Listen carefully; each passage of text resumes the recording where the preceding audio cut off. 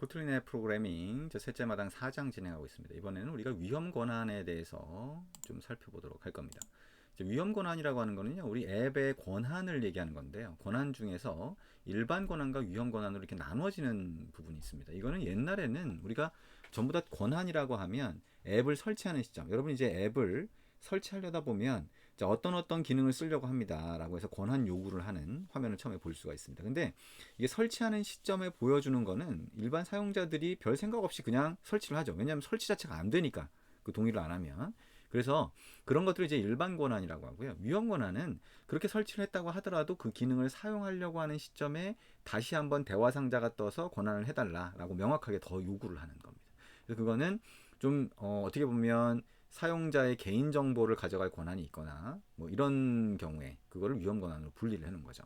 그래서 지금 얘기한 것처럼 앱 설치 시점이 아니라 실행 시점에 자 요구를 하는 겁니다. 자, 달라고. 그래서 그런 것들은 어떤 것들이 있냐? 여기 있는 것처럼 카메라나 또는 SD 카드, 그러니까 외장 메모리 카드가 되겠죠. 그 다음에 로케이션 같이 위치 서비스, 내 위치가 어딘지 굉장히 그 개인 정보에 해당이 되는 거죠. 그래서 그런 정보를 요구할 때 이런 권한들이 있습니다. 꽤 많죠. 그래서 그게 이제 요게 분류 또는 퍼미션 그룹이라고 하고요. 그 다음에 요거를 퍼미션이라고 합니다. 권한이라고 하겠죠. 그래서 이런 그 위험 권한을 부여하려고 그러면 기본적으로 코드가 여러 줄이 필요해요. 그래서 그 여러 줄이 필요한 기본적인 코드들이 어떤 것들이 있는지를 한번 보는 것도 필요할 수 있는데, 우리가 이 위험 권한 부여하는 일들이 실제 앱을 만들 때 자주 있다 보니까 라이브러리를 활용하는 경우가 많습니다. 그래서 좀 단순화시킨 거죠. 그래서 우리는 되도록이면 그냥 한두 줄이면 코드에다가 넣어주면 그게 위험 권한 부여하는 대화 상자가 뜨도록, 그죠? 그러니까 이 위험 권한이라고 하는 거는 좀 우리가 이제 개발자 입장에서는 코드를 만들기 좀 부담스러운 거는, 우리가 매니페스트라고 하는 데다가 권한을 이렇게 등록하면 그게 권한으로 해서 이 앱에서 원하는 권한으로 이렇게 등록이 되는데, 위험 권한 같은 경우는 코드에 넣어야 되거든요. 코드에 넣어야 되니까 매번 이게 좀 번거롭죠. 그래서 그거를 한두 줄이면 그냥 위험 권한을 부여하게 해달라 이렇게 쓰는 경우가 많습니다. 그래서 여기 같은 경우에도 지금 우리가 이제 옛날에는 이 오토 퍼미션 이런 것 뭐 이런 라이브러리를 썼다가, 그다음에 지금 교재에 보시면 다른 라이브러리를 또 쓰고 있죠. 그래서 그렇게 라이브러리가 자꾸 변합니다. 그거는 이 버전이 올라갈 때, 그 안드로이드 OS의 버전이 올라갈 때 얘가 이 라이브러리가 같이 그런 것들을 지원해 주는지 이런 것도 관련이 있고요. 뭐 여러 가지 그런 내용들이 좀 있습니다. 그래서 자, 이거를 우리가 이 위험 권한 부여하는 거를 한번 해보면, 우리 마이 리시버라고 하는 프로젝트 안에다가 한번 같이 넣어서 만들어 볼 수 있을 것 같아요. 아니면 별도로 프로젝트를 만드셔도 되고요. 그러면 build.gradle에다가 우리가 라이브러리를 사용할 거니까요. 라이브러리 사용하겠다라고 하는 거를 여기에다가 추가를 한번 해볼게요. 그러면 이 라이브러리가 얘기한 것처럼 이제 책에 있는 라이브러리를 사용을 해도 되고요. 우리는 지금 여기서는 또 다른 라이브러리를 한번 써볼게요. 그래서 자, 우리 어센트라고 하는 라이브러리가 또 있어요. 그래서 그거를 한번 사용을 해볼 겁니다. 책에 있는 대로 그냥 하셔도 되고요. 그래서 implementation이라고 하는 거 넣고요. 그 다음에 라이브러리에 com.afo.llestad로 되어 있네요. 그 다음에 어센트로 되어 있고, 그 다음에 core라고 해놨고요. 그 다음에 3.0.0 다시 rc4 이렇게 한번 입력을 해보겠습니다. 싱크 나우 한번 해볼게요. 자, 아래쪽에 이 프로그레스 바에서 다운로드를 하고 설정을 했다라고 하면 이게 정상적으로 등록이 된 걸 겁니다. 자, 이렇게 어센트라고 하는 라이브러리를 쓰겠다라고 하는 거고요. 그러면 우리가 이제 필요한 권한을 여기 등록을 해야 되겠죠. 매니페스트에다가 등록을 하는데, 일반 권한은 여기 등록하기만 하면 되고, 그 다음에 위험 권한인 경우에는 추가로 우리가 코드에서 넣어줘야 되겠죠. 그러면 예를 들면 카메라 권한 한번 생각해 볼까요? Use Permission 이렇게 하고, 자, 카메라라고 하는 거, 우리가 사진 찍기 기능을 하거나 할 때 카메라 권한이 필요하겠죠. 그럼 이게 이제 카메라라고 하는 게 위험 권한이다 보니까 메인 액티비티 쪽에 와서 자, 위험 권한 부여를 위한 거를 한번 추가할 수 있습니다. 그러면 자, 우리 여기 버튼을 클릭했을 때, 자, 버튼을 클릭했을 때 위험 권한 부여하는 코드를 여기서 한번 넣어보겠다. 그러니까 처음부터 위험 권한을 부여하고 싶으면 onCreate 안에다 그냥 넣으면 되고요. 버튼을 클릭했을 때 어떤 특정한 기능을 동작시킬 때 권한이 필요하다라고 하면 이제 이거를 집어넣을 수가 있겠죠. 그럼 여기다가 자, 우리 ask for permissions.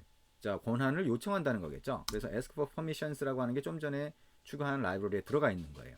자, 지금 우리가 하고 있는 거는 위험 권한 부여를 위한 라이브러리를 사용하고 있는데, 자, 책에 있는 거하고 조금 다른 라이브러리를 한번 써보고 있는 거예요. 책에 있는 걸 하셔도 된다고 그랬죠.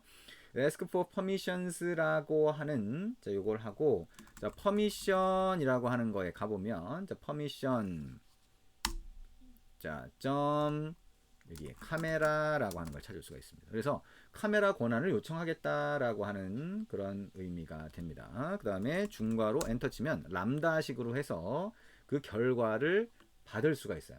그래서 println 이렇게 해서 자, 위험 권한 부여 결과 이렇게 한번 해볼까요? 그 다음에 달러 표시하고요. 자, it으로 하면 그 결과가 들어가 있게 되는데요. it에 이점 해보면 자, granted 허용한 권한이 되겠죠. 그거가 몇 개나 되는지 사이즈 이렇게만 한번 해보도록 하겠습니다. 자, 요거를 한번 실행을 해볼게요. 자, 그렇게 복잡하진 않죠. 라이브러리를 사용하겠다라고 하는 게 있고 그 다음에 코드 한 줄이에요, 결국에. 그죠? 여기 결과까지 하면 세 줄이지만 자, 한 줄만 딱 이렇게 해본다. 그러니까 이 부여한 결과를 다시 처리하거나 하는 것들이 들어가면 좀 더 복잡해질 수는 있지만 일단 그게 어떻게 되든 간에 위험 권한이 필요하다라고 하는 걸로 대화 상자만 띄워주겠다라고 하게 되면 이렇게 넣을 수 있는 거죠. 브로드캐스팅하기 클릭하면 이렇게 권한 부여를 요청하는 대화 상자가 뜨게 됩니다. 그래서 요 허용한다라고 하게 되면 이제 그 다음에 그 다음 코드가 실행되거나 이렇게 만들어 줄 수가 있겠죠. 자, 이게 위험 권한이라고 하는 겁니다. 그래서 이 위험 권한이라고 하는 게 실제로는 이제 코드가 여러 줄이 필요해요. 근데 그거를 라이브러리를 사용하면 굉장히 단순한 형태로 코드를 만들 수가 있겠다라고 하는 거 잘 생각을 해주시면 될 것 같습니다. 자, 그럼 이제 그 다음에 우리 진행할 거는요. 우리 크롤링이라고 하는 거를 살펴볼 텐데요. 이 크롤링이라고 하는 거는 우리 네이버나 다음 같은 데의 영화를 가서 보면 예매 순으로 보여주는 경우가 많죠. 근데 이게 오픈 API로 된 게 없다는 거예요. 그래서 이 웹페이지의 정보를 가져오고 싶다라고 하는 경우에 크롤링을 사용할 수 있다라고 생각할 수가 있습니다. 그러면 저 웹페이지의 소스를 한번 보자. 저 소스를 보면 이런 형태로 되어 있죠. 그러니까 똑같이 태그인데 얘는 HTML 태그예요. 그래서 HTML 태그니까 JSON 포맷이 아니죠. 그러니까 JSON 라이브러리를 사용하면 JSON 포맷으로 된 거를 객체로 만들어서 우리가 특정 속성의 값을 빼낼 수가 있지만 자, 이거는 HTML 태그로 되어 있다 보니까 이걸 처리하는 방법이 약간 다르다라고 생각할 수가 있습니다. 그래서 이거는 어떻게 처리할 거냐. 자, 우리가 여기 보면 JSOUP이라고 하는 라이브러리를 사용한다. 그죠? 그래서 JSOUP이라고 하는 라이브러리를 사용하면 우리가 좀 더 편리하게 크롤링, 다시 말하면 어떤 저런 웹사이트의 웹페이지를 가지고 와서 그 다음에 거기에 있는 HTML 태그 중에서 특정한 정보를 뽑아내서 사용할 수 있다라고 생각할 수가 있겠죠. 여기 이제 네이버 영화 사이트에 가보면 지금 예매 순으로 이렇게 보여지고 있죠. 그래서 위에 보면 이런 그 요청 주소로 요청을 하는 것을 확인할 수가 있고요. 여기서 이제 소스 보기를 해보면 자, 1위 영화에 대한 정보, 이게 전체 관람가면 전체 관람가 이렇게 표시가 되고 있는 걸 볼 수가 있고요. 그 다음에 여기에 영화 제목, 그 다음에 여기 보면 예매율이 어떻게 되는지, 그죠? 이 예매율 정보 같은 것들이 굉장히 중요한 정보가 되겠죠. 그래서 그게 특정한 태그 안에 들어가 있다라고 하는 거 확인할 수가 있습니다. 저 태그 안에 있는 이런 정보들만 우리가 빼내고 싶은 거죠. 그러면 그걸 어떻게 할 것이냐라고 하는 거 이제 만들어 볼 수가 있겠습니다. 자, 새로운 프로젝트를 하나 만들고 거기서 지금 크롤링을 위한 작업을 한번 해보도록 합니다. 자, 그러면 이제 자, 시작 화면으로 돌아가서 새로운 프로젝트를 하나 만들어 보도록 합니다. 자, 시작 화면이 떴고요. Create New Project 누르고요. 자, Next 누르고 자, 프로젝트 이름을 My Crawling CRAWLING 이렇게 입력을 해봅니다. 패키지 이름에서는 my자 삭제를 하고요. 자, 그리고 Finish 눌러줄게요. 자, 새로운 프로젝트 창이 열리죠. 자, 새로운 프로젝트 창이 열리면 자, 이 창에서 자, 우리 필요한 작업을 해줘야 될 텐데요. 자, 일단 외부 라이브러리를 사용을 하겠죠. 그리고 인터넷 권한을 사용을 해야 됩니다. 외부 라이브러리 같은 경우에는 build.grade를 안에다가 추가를 해주겠죠. 왼쪽 프로젝트 영역에서 build.grade를 두 번째 거 누르고요. 자, 우리 플러그인스의 중괄호 안에도 자, extensions 플러그인을 추가를 해줍니다. 자, extensions 추가를 해주고요.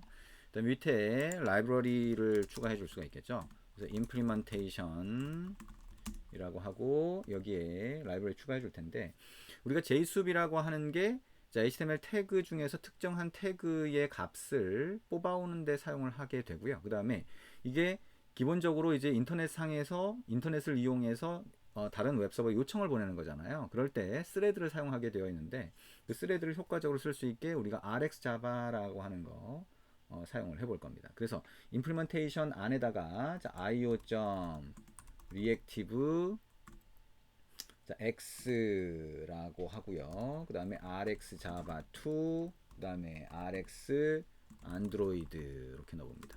자, 2.1.1 이렇게 한번 넣어볼게요. 그 다음에 똑같이 implementation 넣고요. 그 다음에 io.reactivex, 그 다음에 rx java2, 그 다음에 rx kotlin 이렇게 해볼게요. 자, 요거는 콜론이 되겠네요. 자, rx 코틀린이라고 하고 콜론 한 다음에 2.4.0 이렇게 한번 넣어볼게요. 그 다음에 implementation이라고 집어넣고, 그 다음에 여기다가 org.jsoup.jsoup 로 되어 있네요. jsoup. 그 다음에 버전을 1.13.1 이렇게 넣어보도록 합니다. 자, 그리고 sync now 한번 눌러보도록 할게요. 자, 그러면 이 웹 라이브러리를 사용할 준비가 되겠죠. 그래서 reactive x의 rxjava, rxjava라고 하는 라이브러리로 보통 부르는데요. rxjava라고 하는 거하고 JSOUP이라고 하는 라이브러리를 쓸 수 있는 준비가 됩니다. 자, 그러면 이제 자, 매니페스트를 열고요. 인터넷 권한 추가할 수 있겠죠. 여기다가 자, uses permission, 그 다음에 인터넷, 그리고 애플리케이션 태그의 속성으로 안드로이드 uses clear text traffic true 이렇게 넣어줄 수가 있습니다. 자, 그리고 이제 자, 화면을 만들고 화면에서 버튼을 누르면 그러면 우리가 이제 필요한 정보를 요청하고 받게 이렇게 만들 수가 있겠죠. 그럼 우리가 이미 알고 있는 것처럼 이제 화면 위에 버튼 만들고 그 다음에 스크롤 뷰 안에 텍스트 뷰를 넣어서 로그처럼 출력할 수 있게 이렇게 만들어 줄 수 있을 겁니다. 잠시 쉬었다가 하겠습니다.